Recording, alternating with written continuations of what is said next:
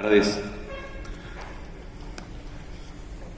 No hubo en nuestra historia política un presidente, el primero auténticamente constitucional y democrático, que haya sido víctima de agravios, vituperios, calumnias, injurias, escarnio, infamia, maltrato, martirio físico y psíquico como Hipólito Yrigoyen. Luego de 40 años de vida política y tras haber logrado consolidar el proceso de constitucionalización republicana de la nación con la consagración del voto popular, fue derrocado de la presidencia por una aventura cívico-militar que adoptó la forma de golpe de Estado, que instaló una dictadura autoritaria de corte fascista que pretendió retrotraer nuestra institucionalidad democrática por la fuerza y el fraude, la persecución y la proscripción, la tortura y la muerte de ciudadanos argentinos que se opusieron a ese crimen de lesa patria. A Yrigoyen sus detractores le adjudicaron impune y falsariamente toda clase de epítetos y adjetivaciones: ágrafo, bárbaro, corrupto, demente, senil, tirano, asesino. Hasta negaron su condición de abogado, cuestión zanjada hace ya algunos años por el Instituto Nacional Yrigoyeniano y la Facultad de Derecho de la Universidad de Buenos Aires, que demostraron la condición de egresado de esa casa de estudios bajo las condiciones del plan Alberdi vigente entonces. Le endilgaron haber sido víctima de un diario de Yrigoyen, patraña que aún hoy persiste en buena parte de nuestra sociedad, sin haber logrado nunca demostrar la existencia del supuesto periódico que por aquel tiempo debía haberse editado con tipografía de molde y que de haber existido cualquiera hubiese podido conservar siquiera un ejemplar. Hasta llegaron a publicar un libro de páginas íntegramente en blanco, encuadernado en tapa dura, que rezaba la inscripción: El pensamiento vivo de Yrigoyen.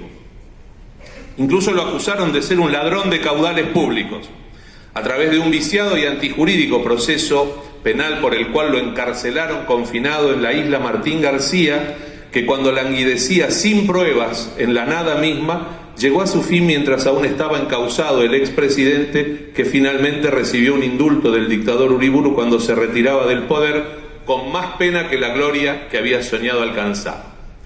La tarde del inicuo derrocamiento, la austera morada que alquilaba desde comienzos del siglo XX Yrigoyen en el barrio de Constitución, a pocas cuadras de la residencia de su última compañera de vida, doña Luisa Bachiqui, fue asaltada y destruida con sus bienes, que eran muy pocos y austeros, incluyendo su rica y variada biblioteca que había ido conformando producto de su constante formación y crecimiento intelectual, sobre todo en el campo de la humanística, como la historia y la filosofía, que además eran las materias que dictaba como profesor de la Escuela Normal de Señoritas de la capital. La divina providencia, a la que tantas veces invocara en sus mensajes al Congreso, salvó de la mano de la turba algunos papeles y documentos, todos ellos productos de años de lectura y profundización de estudios. Tiene dicho Osvaldo Álvarez Guerrero que fue Yrigoyen el más filósofo de nuestros dirigentes políticos y quizá el único de nuestros presidentes. Coincidimos con el concepto, aunque no suele reconocérselo como filósofo dedicado a la escritura de tratados o a la contemplación metafísica.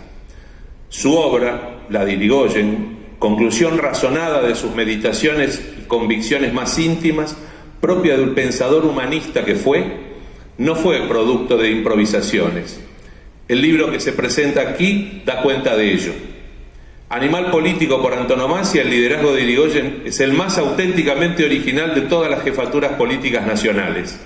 Se construyó a partir de una firme vocación por lo público, combinado con una voluntad férrea, orientada por principios morales y éticos, no sujetos a veleidades particulares ni al hedonismo común en los dirigentes de su época.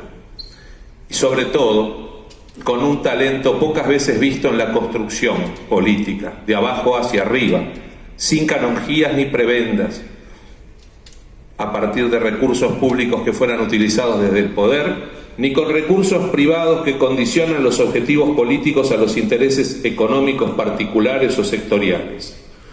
Poco afecto a comunicar en asambleas públicas, aunque no estamos validando la versión que se propala como verdad revelada de que Irigoyen no hablaba en público, ya que lo hacía y obviamente lo hacía magníficamente bien, eligió la metodología del convencimiento personal en relaciones personales bidireccionales, que resultó ser el método más eficaz de convicción y reclutamiento a la causa. También es cierto, Irigoyen, como buen político, y aunque la metáfora lúdica no resulte aplicable a su carácter personal, ya que nunca fue jugador y combatió convencidamente el abuso de los juegos de azar, no apostaba todo a un solo número.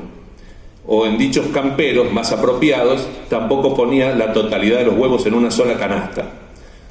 Usó la confidencia como una de sus formas más eficaces de conducción, comunicación y organización de la fuerza política que había ayudado a crear.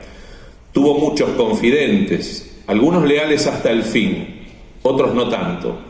También los tuvo con diversas funciones y misiones específicas, según el caso. De sus últimos tiempos en el gobierno, los dos principales fueron el joven canciller, su hijo espiritual, Horacio Llanarte, y su antiguo colaborador y ministro del Interior, Elpidio González. A ambos, de algún modo, distinguió en aquel entonces, lo que abrió entre ellos una enemistad manifiesta por donde se colaron otros intereses más prosaicos.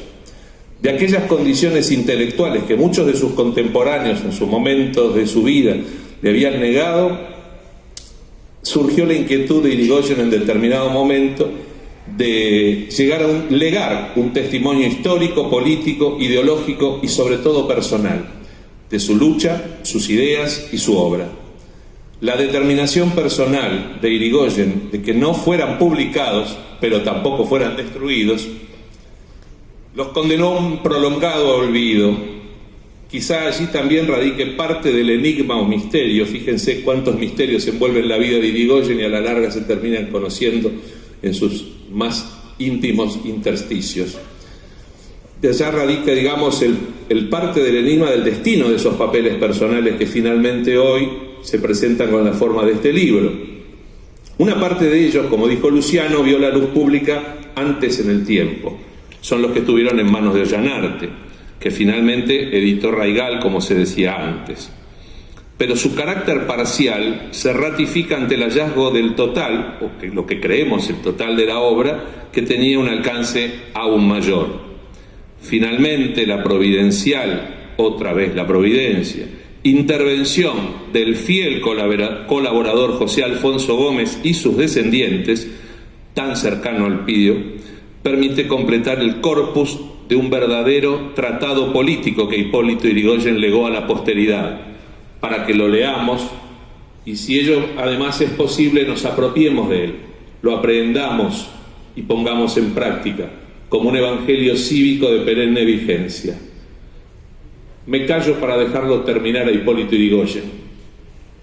Si la Unión Cívica Radical cayera en el error de confundirse con el medio imperante, tendría que convocarse nuevamente al alma nacional porque se habría falseado su misión y perdido su carácter. Sería menester condensar nuevas fuerzas para seguir la lucha, cada vez más dificultosa, porque a los males previstos y conocidos se habría agregado esta apostasía sin nombre a su fe. Gracias.